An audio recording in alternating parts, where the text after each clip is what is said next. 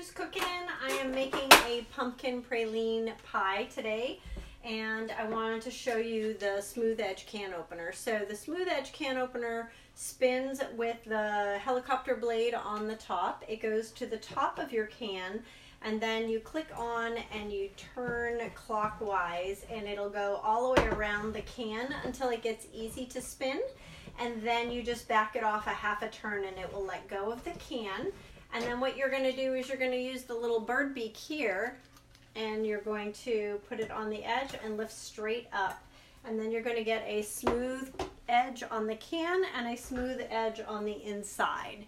So I am making a pumpkin praline. As I said, what you do is you take a half a cup of pecans, a half a cup of dark brown sugar, and 3 tablespoons of butter, and you put it in your processor and you puree that until it becomes a paste, and then you push it down to the bottom of your pie crust, and then that becomes like a candy at the bottom when you bake it.